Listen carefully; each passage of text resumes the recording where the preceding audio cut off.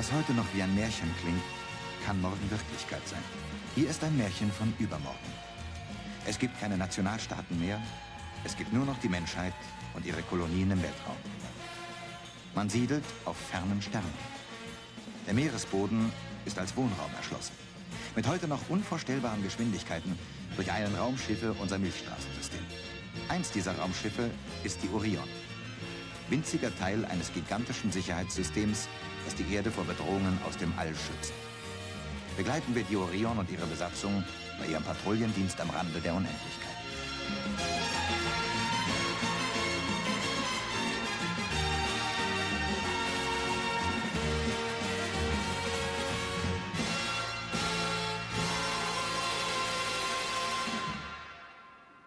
Die Roboter der Alpha-CO-Serie sind Arbeits- oder Kampfmaschinen, in deren Gehirn Anweisungen programmiert und die 3 Robotergesetze.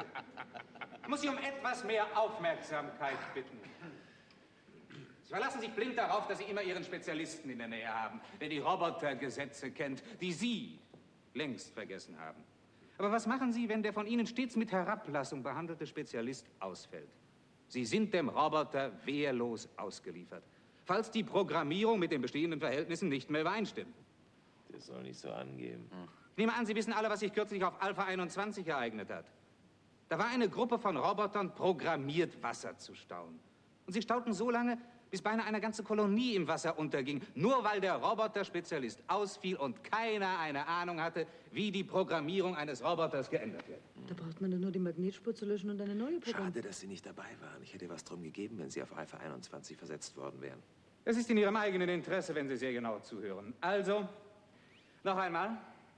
Die Roboter der Alpha-CO-Serie sind Arbeits- und Kampfmaschinen, in deren Gehirn Anweisungen programmiert und die 3 Robotergesetze verankert sind. Es ist für uns alle von größter Wichtigkeit, diese Gesetze zu kennen. Wie Sie wissen, lautet das erste: Ein Roboter darf nie ein menschliches Leben vernichten. Wie mich das freut. Nun denken unsere Alpha-Androiden zwar logisch, es kann jedoch vorkommen, dass das Gehirn gestört ist. Hier ein Roboter vom Typ Alpha-CEFE, eine mittelschwere Arbeitsmaschine. Bei diesem Androiden haben wir zu Demonstrationszwecken eine leichte Störung der Korrelationszentren vorgenommen. In den Bändern ist eine Kleinigkeit in Unordnung. Lassen Sie es mich als kybernetische Neurose bezeichnen. Im Augenblick steht er auf einer Impulsplatte, die ihn lähmt. Der zweite Roboter ist normal. ZR3184 geht zur Schalltafel. Stopp. ZR3184 geht zur Schalltafel.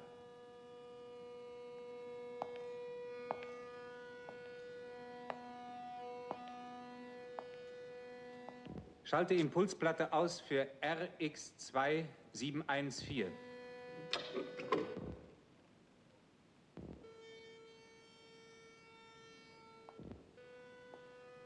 RX2714, stopp. RX2714, stopp. Zeigen Sie mal, was Sie können. Haben Sie Angst vor einem Roboter?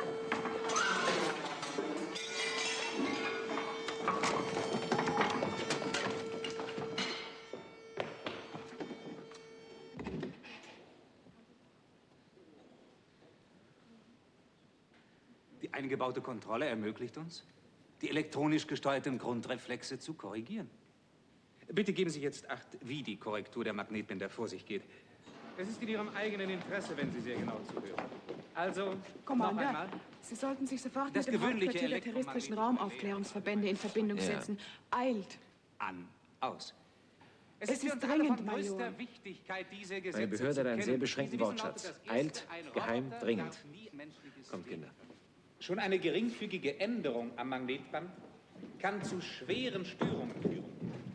Wir schalten also von Y18. Pass auf, sonst fallen dir die Augen aus dem Kopf. Hat der GSD keine Schallklappen für ihn? Nein, aber ich habe erfahren, dass das gesamte weibliche Chor durch C-Roboter ersetzt wird. Wieso fallen Sie auch darunter? Wieso ich? Wussten Sie nicht, dass ich ein Epsilon-Android bin? Passen Sie auf, dass ich Sie nicht auseinandernehme und nachsehe, was bei Ihnen drinnen immer so unangenehm tickt.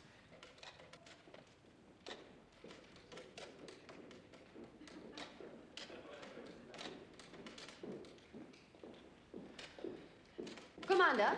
Commander McLean? Ich habe dringende Order vom General für Sie. Werde ich jetzt schon im Vorzimmer abgefertigt? Der General ist in einer Sitzung des interplanetaren Stabes.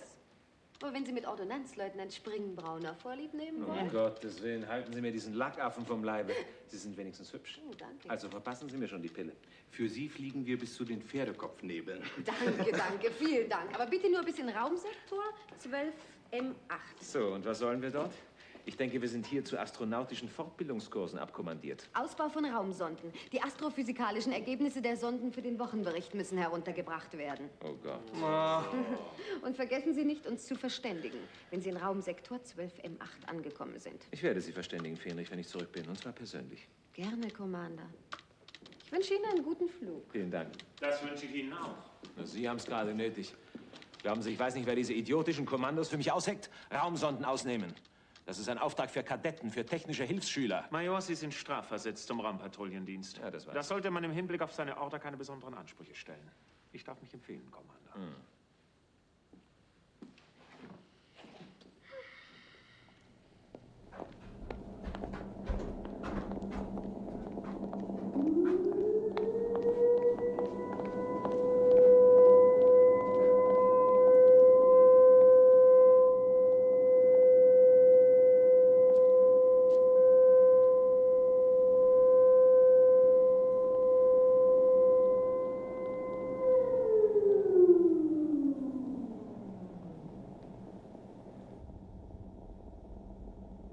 Basis 104, Normalstart Orion 8. Countdown minus 180. Ab minus 150 Landesperre für Sirius 12 und Irida 8. Basis bitte räumen. Orion 8 nach Start, Leitweg, EAS 1, Jupiter 1, Hyperion 29. 7, 6, 5, 4, 3, 2, 1, 0.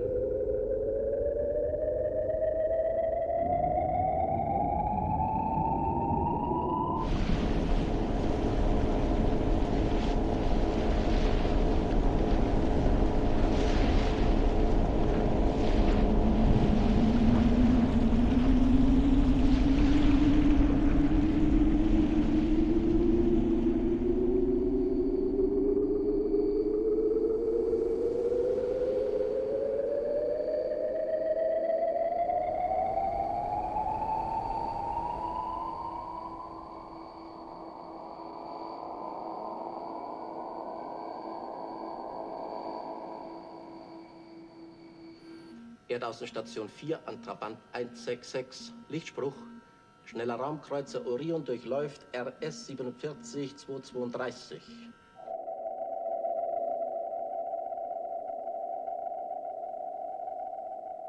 Jupiter Außenstelle 1 an Mars Relais A1. Orion verlässt Kontrollbereich. Kursabweichung keine.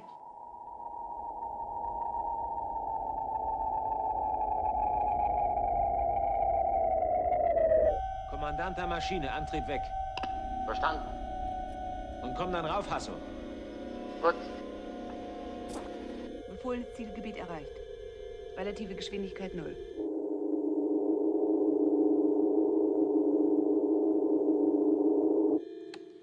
Kommandant am Bordbuch. Orion im Operationszentrum. Generatoren und Antrieb fest. Na, bisschen bleich um die Nase, was? Seit wann interessieren Sie sich für mein Befinden? Ach, seien Sie nicht so empfindlich. Na du? Das sind die Nester, die wir ausnehmen sollen. Also los an die Arbeit, damit wir mit dem Krempel fertig werden. Das nächste Mal lassen Sie uns noch Müllraketen transportieren. Da draußen stehen 16 Raumsonden mit Messergebnissen, die müssen ausgebaut werden. Athan und Helga gehen als Erste raus. Ihr übernehmt Sonde 1 bis 8. Sonde 1 bis 8. Schlitten auf Abschusskanal 1, Sauerstoffkontrolle. Ihr bleibt 19 Stunden draußen. Hasso, Pressluft in Kanal 1. Gut. Mario, Kontrolle der Zenitdistanzen und Anlaufbahnen für Landsat 1. Danke, das wär's. Commander, nehmen Sie keine Rücksicht auf mich. Ich möchte auch mit einer Arbeitsgruppe raus. Haben Sie schon mal draußen im Raum gearbeitet? Nein, aber... Na also, und wenn was passiert, bin ich dran. Legen Sie sich lieber schlafen. Das ist ein Befehl.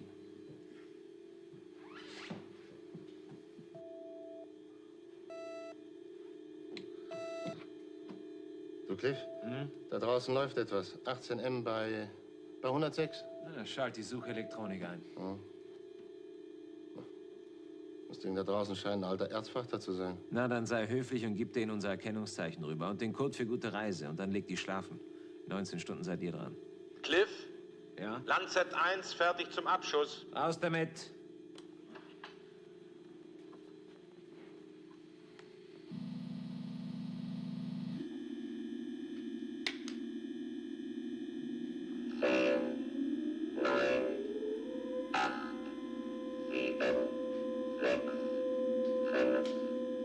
Ja.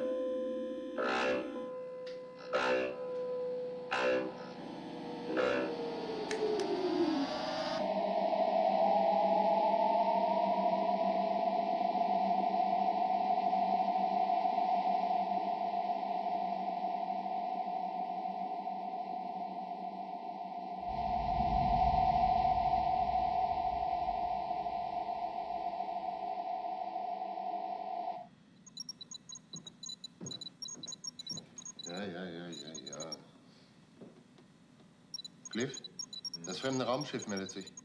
Hallo Orion. Ich rufe den Raumkreuzer Orion. Hier ist der Orion. Ich höre Sie. Hier spricht der Diensthabende vom Raumfrachter SIG 12. Mein Kommandant hätte gerne mal mit Ihnen geplaudert. Schalten Sie bitte Ihre Visioanlage ein. Orion, Commander McLean. Wer ist denn Ihr Chef? Commodore Ruyter. Was? Ruyter? Bei dem war ich mal Fähnrich. Na, das dauert aber.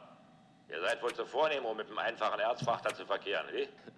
Hallo, Commodore. Das ist aber eine Überraschung. Cliff, mein Junge. Ein Glück, dass ich ausgerechnet dich treffe. Hör zu, Junge, ich muss dir was erzählen. Ja? Ich transportiere Erz runter von Pallas zur Erde. Dieses Germanicum. 4-mal im Jahr. Ist natürlich geheim. Toller Job, was, Commodore? Ach, gar kein Ausdruck. Also hör zu. Auf Pallas, da hocken seit Jahr und Tag 70 Kolonisten und 21 Arbeitsroboter. Hier mit meinem Schlitten wäre das Landen daher ein bisschen schwierig. Deshalb schicken die ihre Raketen mit dem Erz einfach hoch und wir sammeln das ein. Aber was glaubst du wohl, das letzte Mal, wie ich runterkam zur Erde, was da drin war in den Raketen? Abraum, Schutt, kein Gramm Erz. Da kannst du dir ja vorstellen, was die Raumbehörde für einen Tanz mit mir aufgeführt hat. Aber was sollte ich machen? Ich hatte ja keine Verbindung mit den Kolonisten. Zum zweiten Mal schon nicht. Ja, früher, da kam manchmal einer von denen mit einer Rakete hoch, um guten Tag zu sagen, wenn ich im Anmarsch war. Sag mal, hörst du mir gut zu? Ich höre, Commodore. Diesmal hat sich wieder keiner blicken lassen. Aber die Transportraketen kommen pünktlich. Ja, kommen auf Kreisbahn, auf die Millimeter genau. Aber keine Antwort auf meine Versorgungsraketen. Kein Lichtspruch, nichts. Das riecht komisch.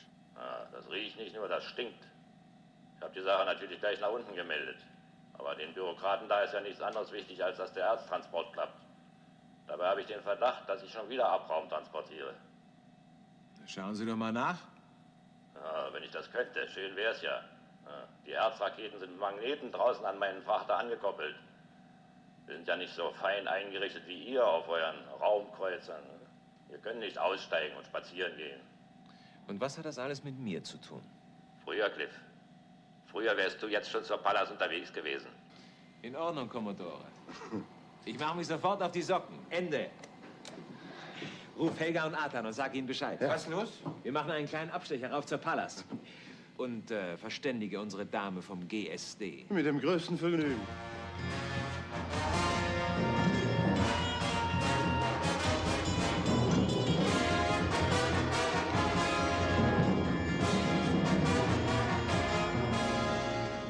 Sie tun wohl immer das, wozu Sie gerade Lust haben. Hören Sie mal zu, ich werde Ihnen was Ich höre sagen. nicht. Ich bin hier an Bord kommandiert worden, um dafür zu sorgen, dass die Vorschriften befolgt werden. Jetzt habe ich nämlich genug. Wenn Sie mit der Orion Ihre angewiesene Position verlassen, dann melde ich Sie. Es kann sehr gut sein, dass auf Pallas Menschen in Gefahr sind. Das ist Sache der Raumbehörde. Ich habe Ihnen eben auseinandergesetzt, dass sich die Raumbehörde nicht darum kümmert. Commander, es gibt ein Dienststrafverfahren gegen Sie, wenn irgendeine Erdaußenstation feststellt, dass wir uns nicht mehr im Raumsektor 12M8 befinden. Gar keine schlechte Idee. Orion ruft Landsat 1. Ja, was gibt's? Laurin lässt grüßen. In Ordnung, wird gemacht. Die da unten werden gar nichts merken, verlassen Sie sich drauf. Ja, aber... Moment, achso. Laurin lässt grüßen. Wir haben da nämlich einen kleinen Trick.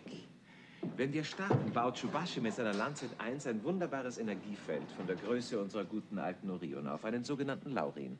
Von diesem Moment an zeigen alle Ortungsstrahl- und Messgeräte im Raumsektor 12M8 die Energiemasse unseres Schiffes an. Das ist eine Irreführung der obersten Raumbehörde. Ja, genau das. Hallo, Orion. Ja. Laurin steht. Wunderbar, Artan, ich danke dir. Aber lasst euch bei dem Spaß nicht erwischen. Ich möchte ungern einen neuen Kommandanten auf der Orion begrüßen. Nein, nein, keine Angst, wir bleiben in Verbindung. Macht's gut. In ungefähr 12 Stunden sind wir zurück. Ende. Kommandant der Maschine, Antrieb frei. Volle Beschleunigung. Verstanden. Versuchen Sie es. Die Orion muss erreicht werden. Ich tue ja alles. Ich versuch's über Hyperion 29. Mars Relais A1 hat ununterbrochen Lichtspruchverkehr mit unserer Übungsflotte 18. Ob ich Erdaußenstation Hyperion 29 allerdings rankriege, ist eine Reden andere Sie nicht, es liegt eine Alpha-Order für Commander McLean vor. Aktion stoppen und sofortiger Rücksturzbefehl zur Erde. Hier Hyperion 29. Trabant 116 hat die Orion über Mars Relais A1 und über die Jupiter-Außenstelle aufgefordert, sich zu melden. Sie tut's nicht. Mit McLean hat man nichts als Schwierigkeiten. Er hat sofortigen Rücksturzbefehl zur Erde. Wenn er seinen Sektor verlassen hat, werde ich dafür sorgen, dass man ihm ein Verfahren anhängt. Jetzt reicht's allmählich. Aber ich sage Ihnen doch, die Jupiter-Außenstelle hat ihn mit Such- und Messstrahl im Energiefeld. Ein Ortungsstrahl irrt sich doch nicht. Die Orion steht fest auf RS-18M12 im Satellitenfeld.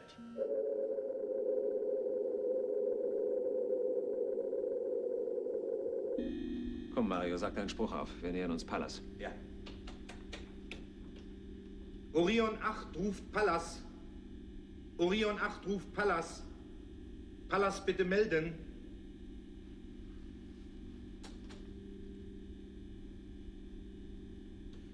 Schneller Raumkreuzer Orion 8 unter Commander McLean ruft Pallas. Pallas, bitte melden. Die pennen wohl alle. Ja, oder sie sind blau. Pallas, bitte melden. Pallas, bitte melden. Hallo, Pallas. Erbitten Landekoordinaten und Landeleitstrahl. Berechne die Umkreisungsellipse. Wir machen mal ein paar Runden. Irgendwann müssen sie ja laut gehen.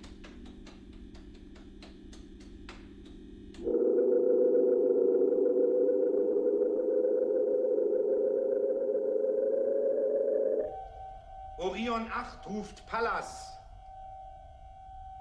Orion 8 ruft Pallas. Pallas, warum melden Sie sich nicht? Gib's auf, Mario. Wir landen auf eigene Faust. Das wird mir jetzt langsam zu dumm.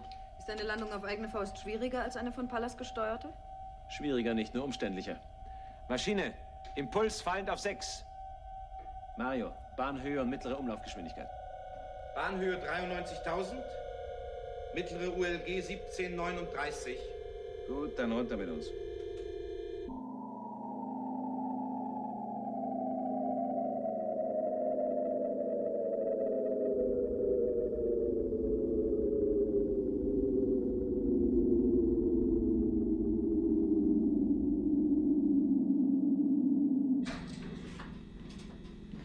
Zu, Großer. Ah, ich höre immer gut zu, wenn du solche Sachen mit uns vorhast.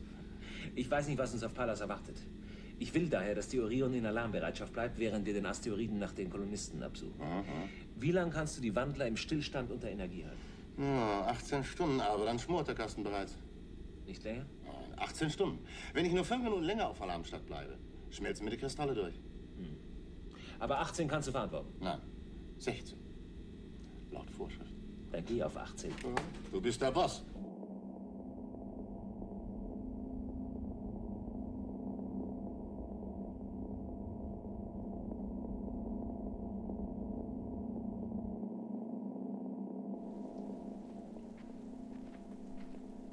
Es regnet. Ja, es regnet. Stell dich nicht so an.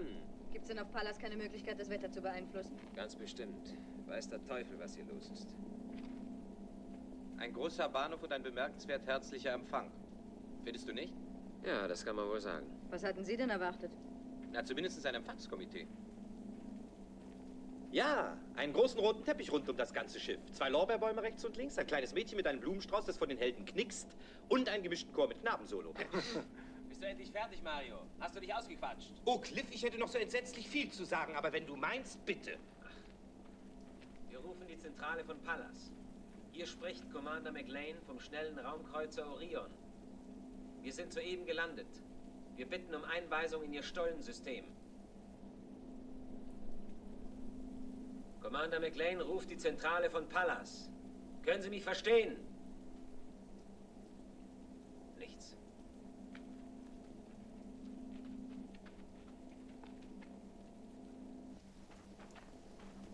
Hallo, Zentrale Pallas. Hier spricht Commander McLean von der Orion. Wir sind soeben gelandet. Bitte weisen Sie uns in Ihr Stollensystem ein. Kein Piepser. Soll ich's mal versuchen? Wenn Sie es besser können? Vielleicht hören die lieber auf den Klang einer Sirene. Ach, Mario. Also gut, ich halte schon meinen Schnabel. Ich möchte nur wissen, wo die Erzraketen hergekommen sind, die Rüter geladen hatte. Vielleicht ist die Leitstelle gestört. Hallo, Pallas. Die Positionselektronik funktioniert jedenfalls. Na, und irgendwer muss sie doch eingeschaltet haben. Also gehen wir nachschauen. Aber Cliff, wir wissen doch noch nicht einmal, wo sich der Einstieg befindet. Eben, wir müssen ihn suchen. Sag mal, du willst uns von hier doch den Steinbrocken spazieren führen bei dem Wetter. Doch, natürlich. Das ist endlich eine Situation, wo du deinen Witz nützlich beweisen könntest. Aber dir fällt natürlich nichts ein. Du hast nur Angst, dass deine Lockenpracht nass wird. Also los, kommt schon. Ihr sucht diese Seite ab. Radius 500 Meter. Tröste dich, du Athlet. Der Einstieg muss ganz in der Nähe sein. Sie kommen mit mir. Und wer bleibt hier? Niemand. Warum? Das ist gegen die Vorschrift. Was für eine Vorschrift? Paragraph 28 Absatz 2 Groß B. Aha, Sie haben ein glänzendes Gedächtnis. Und was steht da drin? Bei Landungen auf behelfsmäßigen Basen müssen Maschinenraum und Leitstand eines Raumschiffes ständig besetzt sein. Stimmt, ich mache Ihnen einen Vorschlag, Leutnant. Sie haben Ihren Spruch aufgesagt, das müssen Sie. Dazu sind Sie abkommandiert worden. Und jetzt vergessen Sie diesen Paragraphen so schnell wie möglich und tun, was nötig ist. Ich wurde abkommandiert, um dafür zu sorgen, dass die Dienstvorschriften befolgt werden. Das wissen Sie. Ja, das weiß ich. Ich tue meinen Dienst schon ziemlich lange. Umso schlimmer. Und wenn ich überhaupt noch am Leben bin, dann verdanke ich das in erster Linie meinem schlechten Gedächtnis diesem Paragraphen gegenüber. Ach, erzählen Sie das doch General Wamsler oder Oberst Willer, aber nicht mir und nicht in diesem Augenblick. Also was ist? Wer bleibt beim Schiff? Wenn ich mich an die Vorschrift halte, Sie Björnsen, De Monti und ich. Und Sie machen sich auf den Weg und suchen nach den Siedlern. Was soll denn das heißen? Genau das, was ich sage. Und was darf ich Ihren Vorgesetzten erzählen, wenn Sie nicht mehr zurückkommen? Ist das wieder einer Ihrer faulen Tricks, oder? Das Schiff steht in Alarm-Startbereitschaft. Ein Laie kann es weder betreten noch sonst irgendetwas damit anfangen. Warum soll ich es also bewachen lassen? Und wenn hier tatsächlich etwas faul ist, dann brauche ich jeden einzelnen von Ihnen, klar? Cliff, wir haben den Einstiegsschacht gefunden! Ich komme. Aber Sie können gerne hier bleiben, wenn Sie auf Paragraph 28 Absatz 2 Groß B bestehen.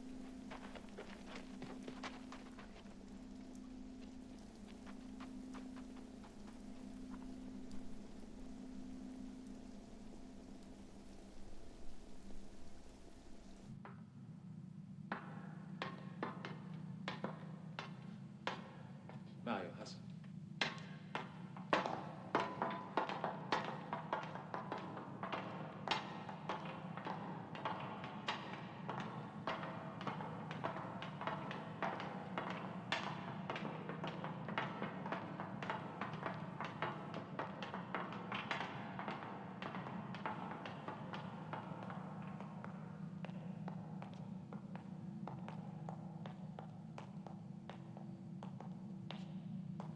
Hallo? Ist hier jemand? Hallo? Commander, da stimmt was nicht. Die machen sich wohl einen Spaß mit uns, was? Die spielen Verstecken.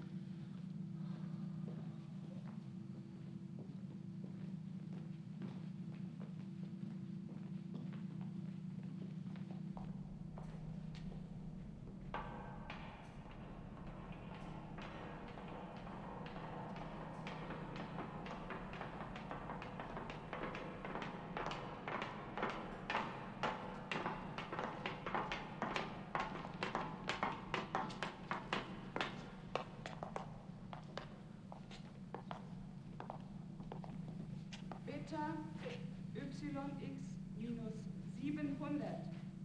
Gamma AZ minus 6000.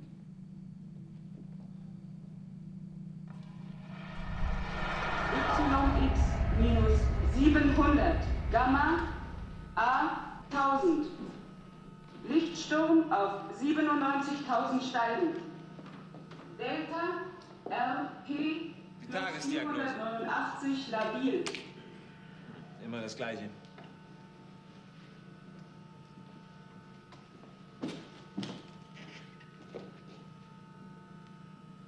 Hey! Wo steckt ihr denn, verflucht nochmal?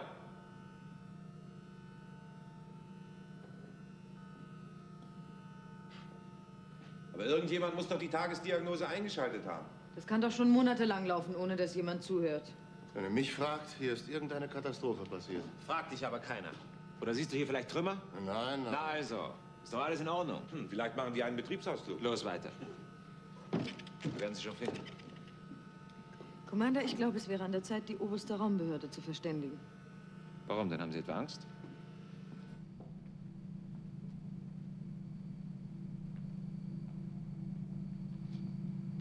Wir haben es gut, bei denen geht alles vollautomatisch. Alles in vollem Betrieb. Die Förderung läuft, die Sauerstoffversorgung ist normal. Aber irgendein Kontrolldienst müsste doch da sein. Hallo! Ist denn hier niemand?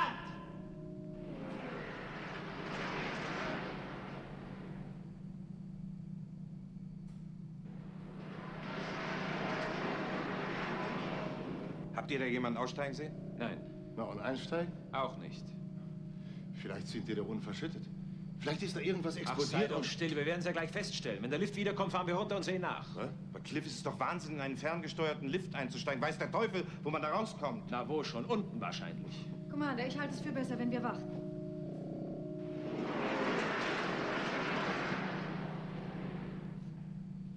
Los, einsteigen.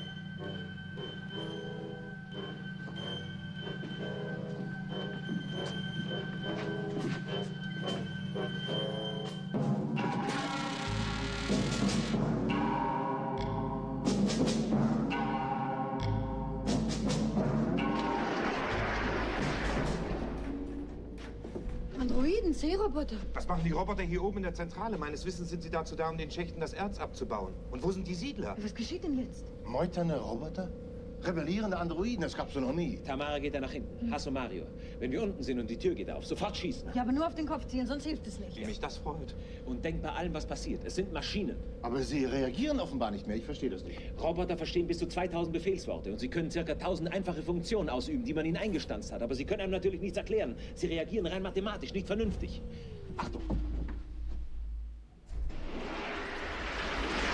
Halt, nicht schießen! Legen Sie die Strahler weg, es ist aussichtslos.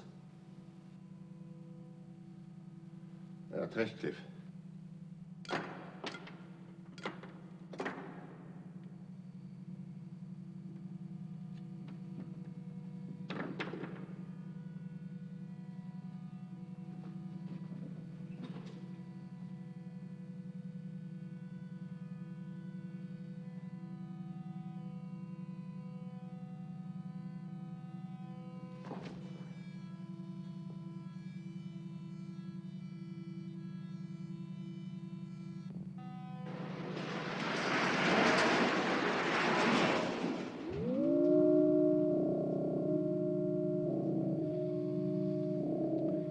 Hören Sie zu, Mann. Mein Name ist McLean. McLean? Sie sind Commander McLean? Ja. Habt ihr sie außer Kraft gesetzt? Sind sie erledigt? Ruhig, nehmen Sie sich zusammen. Was ist hier passiert? Ich bin Richard Hall. Wir sind jetzt über 2 Jahre auf Pallas. Zuerst ist alles gut gegangen und die Androiden haben getan, was von ihnen verlangt wurde. Wir haben uns eingerichtet, wir haben die Maschinenmenschen runtergeschickt in den Stollen und nach 4, 5 Monaten die ersten Erzraketen auf die Kreisbahn um Pallas gebracht für den Frachter. Weiter, keine langen Einleitungen. Ja, und dann kam es zu einer Schießerei. Zwischen euch und den Androiden. Aber die waren doch gar nicht bewaffnet. Nein, die haben tadellos gearbeitet. Eine Schießerei zwischen uns. Es gab 2 Tote. Warum wurde geschossen? Ein Mann namens Forrester hatte Euphorien in die Kolonie gespuckelt. Dies verfluchte Zeug zum Träumen. Ja. Darum ging's. Und? Ja, einen Monat später, Commander, Sie müssen verstehen, ich bin der Leiter der Kolonie. Ja. Forrester und seine Leute, sie wollten nichts mehr tun. Sie wollten einfach nicht mehr arbeiten. Und ich bin doch verantwortlich für... Ja, ich verstehe. Also es kam zu einer heftigen Auseinandersetzung zwischen mir und Forrester und seinen Leuten. Die Folge davon war eine richtige Revolte. Ich musste Forrester und seine Kumpane erschießen. Ich wollte es nicht, aber es blieb mir einfach nichts anderes übrig. Und dann, schlagartig, revoltierten die Roboter. Wo haben Sie Forrester und seine Leute niedergeschossen? Hier unten, in der Mine. Und die Roboter waren Zeuge? Ja. Na, das ist es. Das erste Robotergesetz. Ein Roboter darf nie menschliches Leben verletzen. Er ist dazu verpflichtet, menschliches Leben zu schützen. Und um größeres Unheil zu verhindern, haben Sie die Menschen entwaffnet und die Leitung der Mine übernommen. Ja. Und seit dieser Zeit arbeiten wir unter der Aufsicht der Roboter. Ja, aber haben Sie denn nie versucht, Kontakt mit irgendwem aufzunehmen? Tja, wie denn? Wir haben Nachrichten unter das Erz geschmuggelt. Das Erz ist nie angekommen. Die haben nur Abraumgestein zur Erde geschafft. Ach, dann sind wir verloren. Dann kommen wir ja nicht mehr heraus, bis wir krepieren. Geht an eure Arbeit, Leute. Geht. Sonst kommen Sie gleich wieder runter. Warum? Zwingen Sie euch zu arbeiten? Allerdings. Und das klappt offenbar ganz vorzüglich. Das klingt wie ein utopisches Märchen. Die Roboter hüten das Gesetz. So, und Sie haben keine Ahnung. Sie bringen zum zweiten Mal einen Erztransporter mit Abraumgestein zur Erde und haben keine Ahnung, was da los ist. Und das sollen wir Ihnen glauben. Was Sie mir glauben, ist mir völlig Schnuppe. Ich prozessiere jedenfalls mit allem Nachdruck dagegen, dass man mich und meine Mannschaft hier festhält und verhört wie Kriminelle. Kriminelle haben Sie gesagt, nicht ich. Ach was, ich weiß ganz genau, worauf Sie hinaus wollen. Eine krumme Tour wollen Sie mir in die Schuhe schieben. Wäre das so abwegig? Ich habe hier eine hübsche kleine Zusammenstellung über Ihre Laufbahn in der Raumflotte. Wie war das damals mit dem Raumschiff Friedhof auf Hermes 4? Ach, das war doch Raumkreuzer Schrott, der da oben langsam vergammelt ist. Ja, doch kein Mensch mehr hat sich darum gekümmert. Aber wenn mir hier unterstellt wird, ich hätte 2 Erztransporte verschoben, dann ist das eine ganz üble Verleumdung. Ja. General Bamsler von Traf ist hier. Er will den Chef sprechen.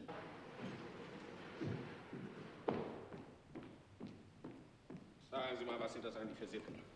Wie kommen Sie dazu, so mir nichts, dir nichts, eine meiner Besatzungen aufzunehmen? Dieser Mann steht im Dieser Mann untersteht dem Außenkolonienkontaktdienst und damit meinem Dienstbereich. Wenn er etwas ausgefressen hat, dann wird das in meiner Dienststelle erledigt. Verstanden? Herr General, was verschafft uns die Ehre Ihres Besuches? Hoffentlich nichts Unerfreuliches. Ich muss dringend bitten, Übergriffe dieser Art zu unterlassen. Rüther ist einer meiner zuverlässigsten Kommandanten. Ich wusste gar nicht, dass Sie persönlich sich um Bagatellfälle dieser Art kümmern. Soweit ich durch meine Leute unterrichtet bin, handelt es sich doch lediglich um 2 fehlende Erztransporte. Wozu also die Aufregung? Weil es hier ums Grundsätzliche geht. Sie wissen doch, General, dass es besser ist, wenn man Verfehlungen von Angehörigen der Raumflotte nicht durch eine Dienststelle der Raumflotte untersuchen lässt. Was heißt hier Verfehlungen? Ich habe mir nichts zu Schulden kommen lassen. So. Dann wollen Sie also behaupten, dass die Kolonisten auf Pallas entweder das Erz absichtlich zurückhalten oder aber plötzlich Erz nicht mehr von Abraumgestein unterscheiden können? Ich will gar nichts behaupten. Ich weiß nur, dass auf Pallas etwas nicht stimmt. Es lässt sich auch keiner von den Kolonisten mehr sehen. Man hat das Gefühl, die gibt's gar nicht mehr. Aber wieso kommen dann die Raketen pünktlich auf Greifsbahn zu Ihrem Frachter? Ach, was weiß ich. Auf Pallas sind doch Roboter eingesetzt. Die bauen doch das Erz ab. Die Kolonisten kommen ja mit dem Zeug gar nicht unmittelbar in Berührung. Na klar. Die Roboter haben durchgedreht, so wird's sein. Die Dinger haben versagt. Ein Mensch kann versagen, ein Roboter niemals. Ach, Sie sagen das so, als sei das bei einem Roboter Charaktersache. Nein, im Gegenteil. Beim Menschen. Die Handlungen eines Menschen hängen von seinem Charakter ab. Die Handlungen eines Roboters nur von seinem Gehirn. Und das haben wir ja Gott sei Dank unter Kontrolle. Jetzt tun Sie nur nicht so, als ob ein Elektronengehirn nicht auch gelegentlich versagen könnte. Ja, natürlich ist das möglich, aber wenn ich zwischen 2 Möglichkeiten die Wahl habe, dem Versagen eines Elektronengehirns oder dem Versagen eines menschlichen Charakters, dann möchte ich doch der zweiten Möglichkeit den Vorzug geben. Ich wünsche von Herzen, dass Ihr Glaube an die Unfehlbarkeit der Maschinen einmal gründlich enttäuscht wird. Wünschen Sie sich das lieber nicht, General. Unsere Weltraumherrschaft, unsere ganze Sicherheit überhaupt, hängt ja größtenteils von Robotern ab. Das weiß ich. Ich bin schließlich auch nicht von gestern. Nun möchte ich nicht behaupten, dass ich mich sonderlich wohl dabei fühle. Und was diese Geschichte mit dem Abraumgestein angeht, so werde ich mir da sehr schnell Klarheit verschaffen. McLean schwirrt sowieso in dieser Gegend herum. Der soll sich mal auf Pallas umsehen. Soviel ich weiß, wird McLean seit geraumer Zeit von Ihrer Dienststelle wie eine Stecknadel gesucht. So? Ja. Sie haben zwar sein Energiefeld in Ortung, aber er meldet sich nicht. Der alte Trick, wenn Sie mich fragen. Laurin lässt grüßen. Na, der kann man's erleben, wenn er zurückkommt. General. Ja? Nichts. General, das hätte Ihnen mit einem Roboter nicht passieren können.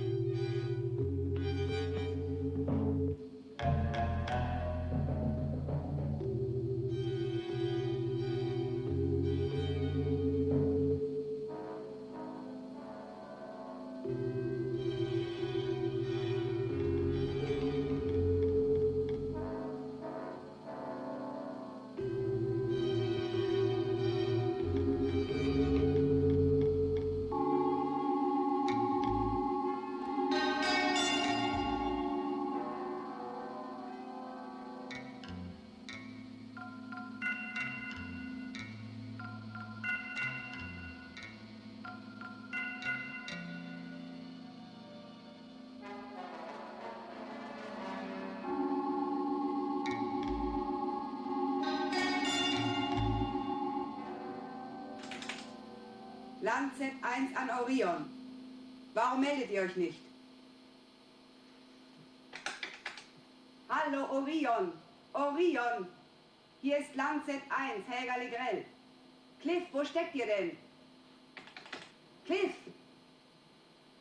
Die rühren sich nicht, Artan. Seit 2 Stunden haben wir keine Verbindung mehr mit ihnen. Werd jetzt nur nicht nervös.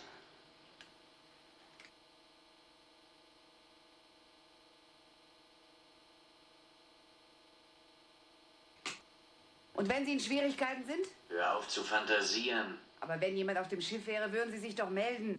Dann ist eben niemand auf dem Schiff. Die lassen die Orion doch nicht 2 Stunden leer stehen. Ohne Wache auf Pallas. Warum nicht? Die sind gelandet und machen sich einen schönen Tag. Gehen spazieren, halten ein Picknick. Was weiß der nicht? Artan. Und wenn sie mit Gewalt? Mädchen, so wie du dich gerade aufführst, fängt bei den meisten Leuten der Raumkoller an. Ich habe Angst, Artan.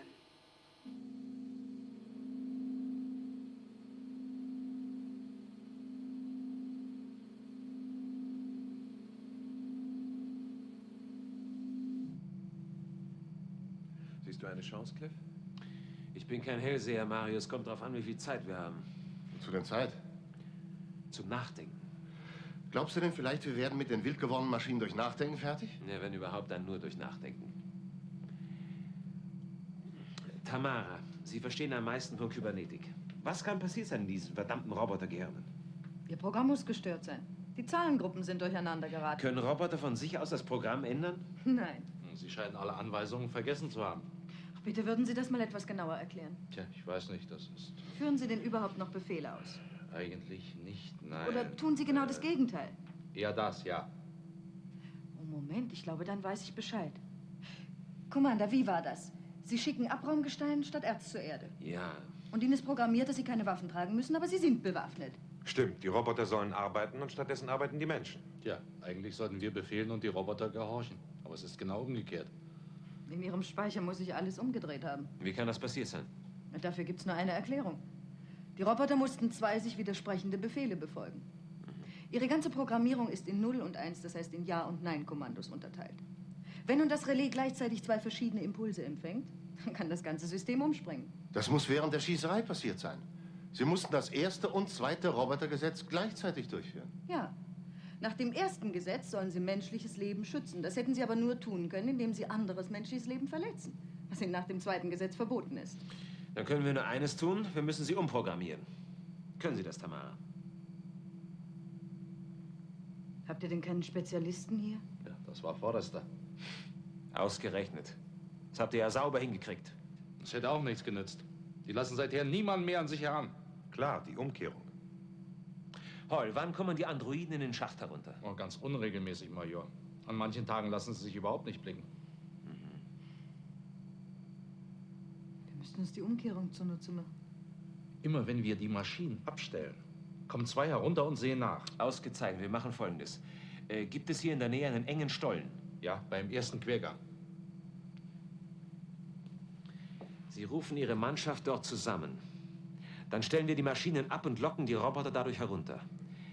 Wenn sie in den Stollen kommen, sprengen wir das Deckgestein ab. Ihr Sprengmeister muss natürlich so dosieren, dass die Roboter nicht zerdrückt werden. Wir brauchen sie ja nur bewegungsunfähig für einige Zeit, damit wir sie umprogrammieren können.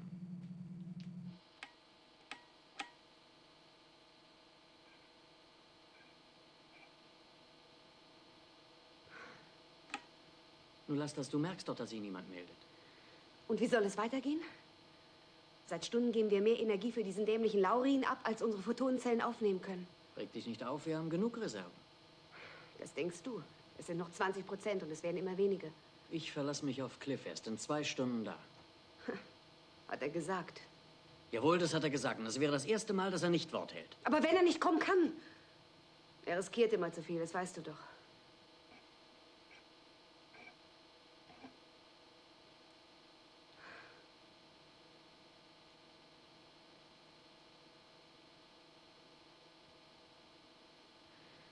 Vielleicht sind sie in eine Falle gelaufen, ahnungslos. Auf Pallas lebende Kolonisten und Roboter. Vielleicht braucht er uns. Adam, komm, wir lassen diesen Laurin zusammenfallen und starten nach Pallas. Wir warten. Wie lange denn noch? Wenn du dich nicht entschließt, haben wir bald überhaupt keine Energie mehr. Dann bricht nicht nur dieser Laurin zusammen, sondern unser ganzes Absorberfeld mit dazu und wir verglühen in den Strahlen. Dann finden die kein Stäubchen mehr von uns. Wie viel Reserve? 8%. Willst du uns umbringen? Wir warten noch. Und zünden Sie auf keinen Fall, bevor ich Ihnen das Zeichen gebe. Klar. Sind die Leute in den Seitenstollen sicher? Ja. Ich habe so verdämmt, dass die Druckwelle durch den Hauptstollen läuft. Gut. Cliff, wenn ihr den Umbau der Gehirne wirklich schafft, was gebt ihr ihnen dann für Befehle? Dass Sie dich zeitlebens daran hindern, so dumme Fragen zu stellen. Fertig? Fertig. Sie kommen.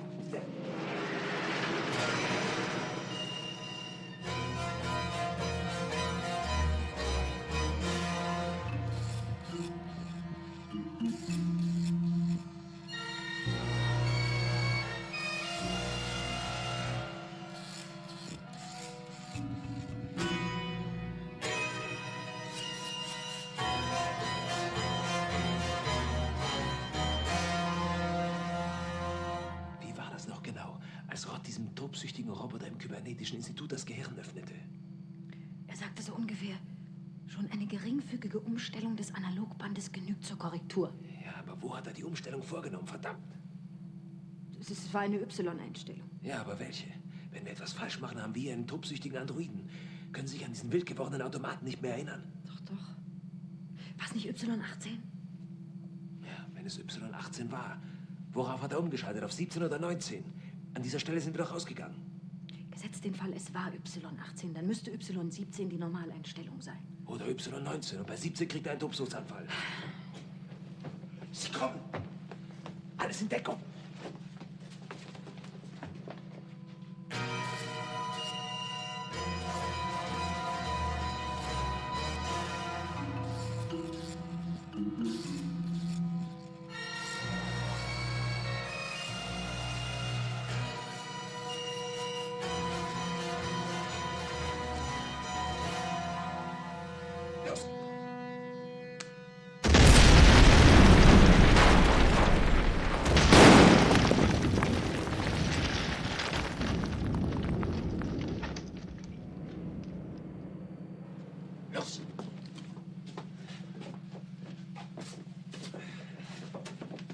Es ist alles in Ordnung. Bleibt, wo ihr seid.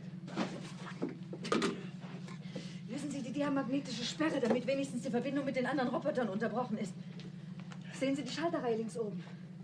Ja. Y18 müsste blau bezeichnet sein. Haben Sie es? Ja, ich hab's. Was weiter? Jetzt müssten wir umschalten. Ja, aber worauf? Y17 oder 19, das müssen Sie entscheiden. Davon hängt alles ab. 17. Und wenn's falsch ist, holt uns alle der Teufel. Ja. Danke. Wann kommt der General? Gegen Mitternacht. Wenn er von der Geschichte erfährt, bin ich erledigt. Vor allem würde mich interessieren, warum kein Lichtspruch mehr zu Orion durchkommt. Wir haben bei Kommodore Rüther nachgefragt. Er sagte aus, dass die Orion und die SIG-12 bei ihrer Begegnung noch Radiosprüche getauscht haben. Die Orion gab Erkennungszeichen und gute Fahrt von sich. Wenn McLean mit der SIG in Kontakt war, muss er doch auch mit uns Kontakt aufnehmen können. Eigentlich ja. Sie hätten sich wohl auch nicht träumen lassen, dass Sie sich einmal so viel Sorgen um McLean machen müssen. Diesmal wird es ihm den Hals brechen, verlassen Sie sich drauf. Leutnant, wie wäre es mit einer großen Suchaktion? In Raumsektor 20, L34, operiert doch unsere Übungsflotte 18, die könnten wir einschalten. Die werden McLean bestimmt finden. Um Gottes Willen, nein. Die Flotte besteht aus 22 Großkampfschiffen, 40 Raumkreuzern und 133 Satellitenabschussbooten. Das ist Ihre einzige Chance, McLean ausfindig zu machen. Also gut. Bleibt mir ja wohl nichts anderes übrig. Verständigen Sie die Übungsflotte 18. Ja.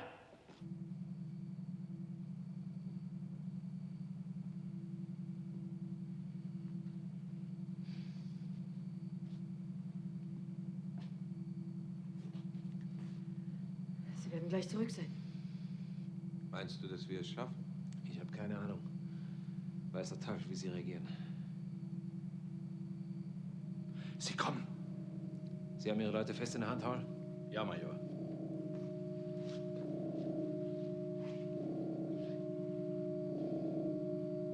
Alles klar?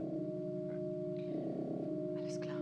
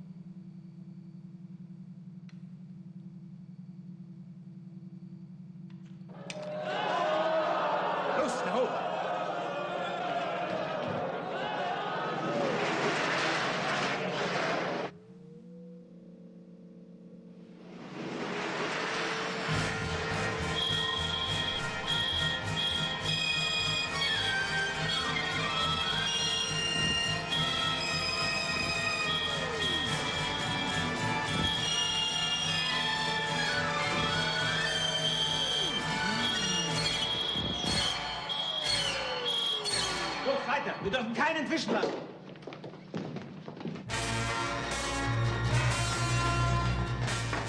Los!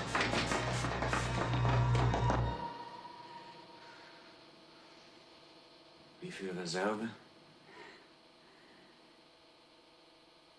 7%. Müssen wir die Energieabgabe für Laurin drosseln? Das rettet uns nicht mehr. Es ist zu spät. Mach schon, schalte zurück, sonst bricht unser Absorberfeld völlig zusammen.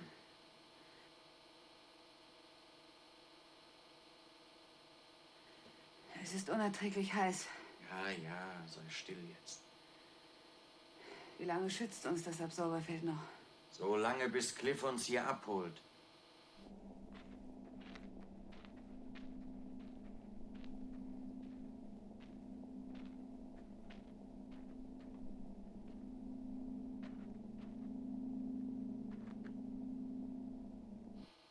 Hallo, Orion.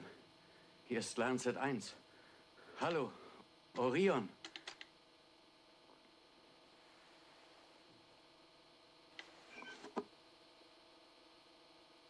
Atan Shubashi an Bordbuch. Die gesamte Energiereserve von Lancet 1 ist erschöpft. Das Absorberfeld wird von der kosmischen Strahlung rapide abgebaut. Leutnant Legrell bewusstlos. Keine Funkverbindung mit dem Raumschiff Orion. Commander McLean meldet sich nicht.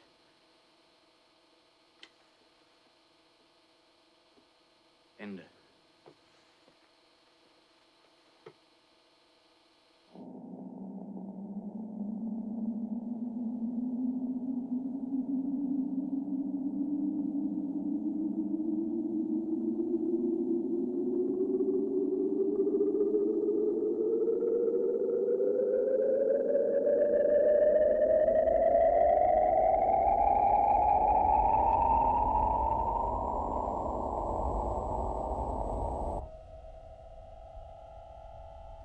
Wir werden Augen machen, wenn wir Ihnen das Märchen auftischen, das wir gerade erlebt haben. Wetten, Sie glauben uns gar nicht? Atan, bestimmt nicht. Ich Leutnant Legrell kenne, glaubt sie schon deswegen nicht, weil ich dabei war. Unsere Damen sind reizend zueinander, nicht wahr, Cliff? Ja, solange Sie so tüchtig bleiben wie bisher, soll es mir egal sein.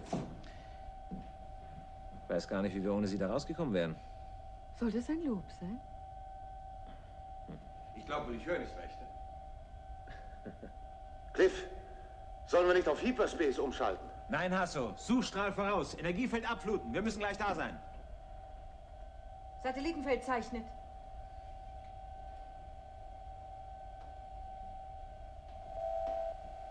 Shubashi meldet sich. Ja. Ortung ein. Anpassung ein. Maschine, Beschleunigung weg. Fallend bei 12. In Ordnung, Major. Auffangschleusen auf. Auffangschleusen auf. Kommandant der Maschine. Fertig zum Übergang. Cliff. Cliff. Ich höre dich. Ich sehe dich. Cliff, kommt ihr wirklich? Warum? Was dachtest du denn? Ist irgendwas nicht in Ordnung?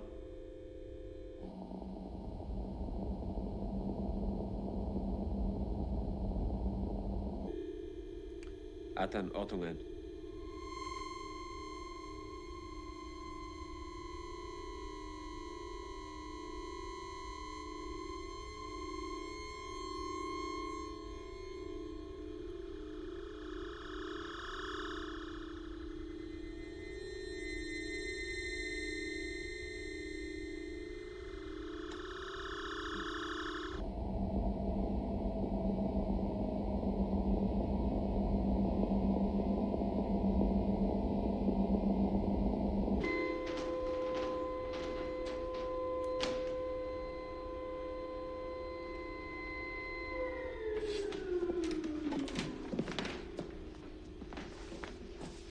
Was ist denn los mit dir, Atan?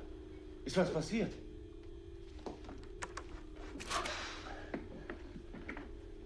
Na? Na, nun sag schon. Kümmert euch um Helga. Ist er bewusstlos? Steve Johnson, Kommandant. Lancet an Bord. Helga hat das Bewusstsein verloren. Cliff, schick Mario runter. Wir müssen sie in die Kanzel tragen. Und Atan? Na, nun mach schon. In Ordnung, wir kommen.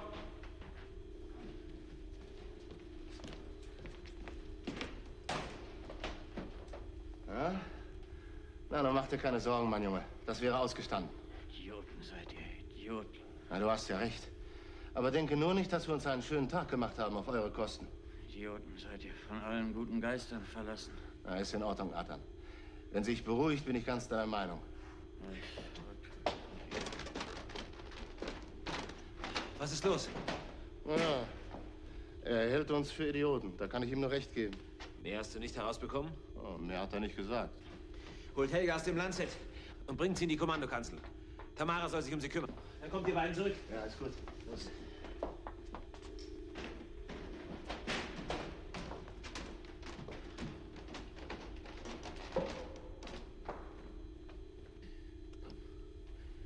Jetzt erzähl mal der Reihe nach, Adam. Was ist passiert? Idioten seid ihr. Hat die Sauerstoffversorgung nicht funktioniert? War es das Absorberfeld? Wir hatten nicht genug Energie. Ach, der Laurin, den habe ich völlig vergessen. Und uns dazu. Ihr hättet keine Sekunde später kommen dürfen. Du hast den Laurin nicht abgebaut? Ich hatte keinen Befehl dazu. Red doch keinen Quatsch, du bist doch kein Baby mehr, Atan. Du weißt doch selbst, was zu tun ist, wenn es dir an den Kragen geht. Du hast es gerade nötig, mir Vorwürfe zu machen. Ein paar Sekunden später, der hätte nur noch Asche von uns vorgefunden. Reg dich nicht auf, Atan. Die Strahlen hätten uns verbrannt. Warum hast du denn diesen scheiß Laurin nicht zusammenbrechen lassen? Wir haben ja ununterbrochen versucht, Kontakt mit euch zu bekommen. Ihr wart verschollen. Und wir für euch auch. Das stimmt doch. Du bist lange genug bei mir. Du solltest gelernt haben, dass man manchmal auch ohne Befehl handeln muss, wenn man am Leben bleiben will. Glaubst du vielleicht, wir haben auf Pallas was anderes erlebt als du? Und warum habt ihr keine Wachen an Bord gelassen, ne? Jetzt fängt er auch noch damit an. Jawohl, ich fange damit an. Ihr hättet uns verrecken lassen. Ihr wart ja so mit euch selbst beschäftigt. Ihr habt ja nicht mal mehr gewusst, dass es uns noch gibt. Sieh ihn dir doch mal an, den kleinen Schreihals. Das ist nicht komisch. Nicht im Geringsten. Und jetzt Schluss mit dieser Debatte. Ach, lass ihn doch nach Luft schnappen. Babys schreien auch zuerst, aber vorher haut man ihn kräftig auf den Hintern. Was kannst du haben? So mit deinem blöden Gequatsche. Was ist denn mit Helga? Die ist fast hinüber. Ich habe auch was übrig für Extratouren, aber das da ging zu weit. Das war zu viel riskiert. Du hast recht, Atan. Aber wir konnten nicht wissen, was auf Pallas los war. Hasso, kümmere dich um deine Maschinen. Ist gut. Schaffst du es alleine in die Kommandokanzel? Ich schaff schon. Zieht nur los. Komm, spiel nicht den Helden. Die Chance hast du verpasst.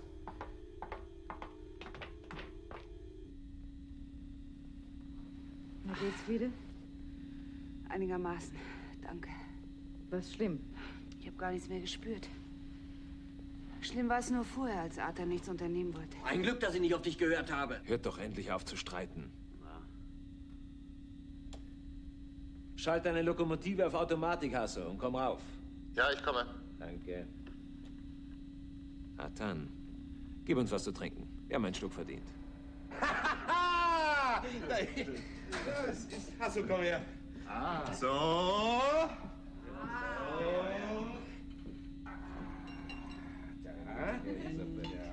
Moment. Danke. Worauf trinken wir? Auf die Roboter und auf Y17. Auf unseren Laurin. Auf die nicht ausgenommenen Raumsonden. Oh, wenn Bamsler je erfährt, wo wir waren, dann...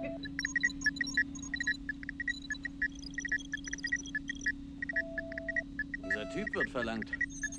Das sind mindestens 8 bis 9 Stationen auf unserer Frequenz. Ich rufe die Orion, Commander McLean. Ich rufe die Orion, Commander McLean.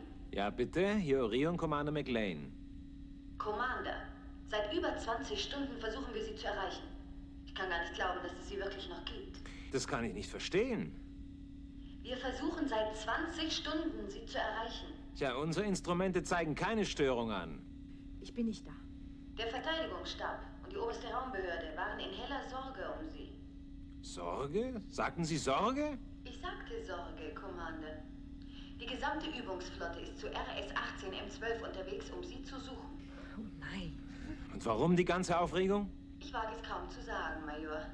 Das Stabsquartier Traff hat eine falsche Order für Sie rausgegeben. Nicht die Orion, die Arion. Das Kadettenschulschiff sollte den Auftrag in Acht sehen.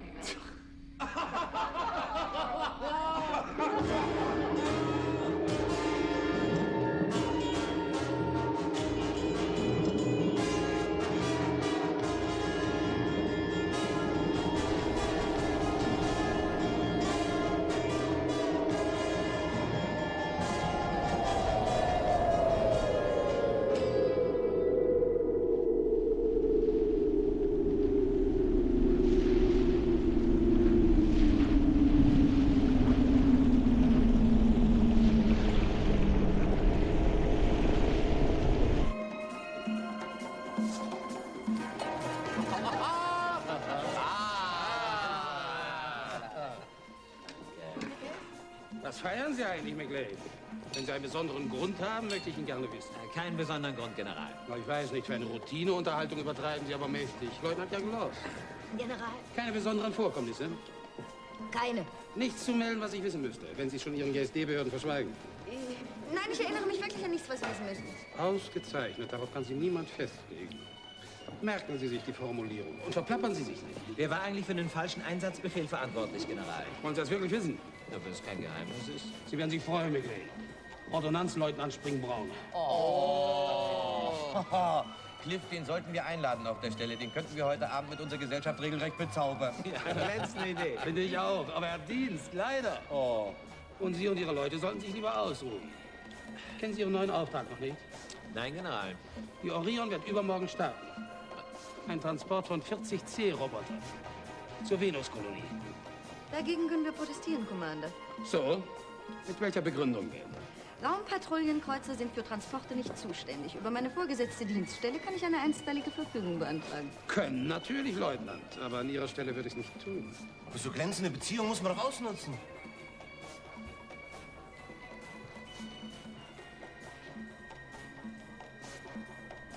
Schon mal was von Laurin gehört? Von was bitte? Laurin lässt grüßen. Ach so, Sie meinen dieses Dings da. Ja, gehört schon. Selbstverständlich werden wir den Transport der Roboter gern übernehmen. Ich danke für Ihr Angebot, Leutnant, aber ich habe nichts gegen C-Roboter. Ihr etwa? Auf die Konservenknöllchen. Ja, na, das ist Wohle.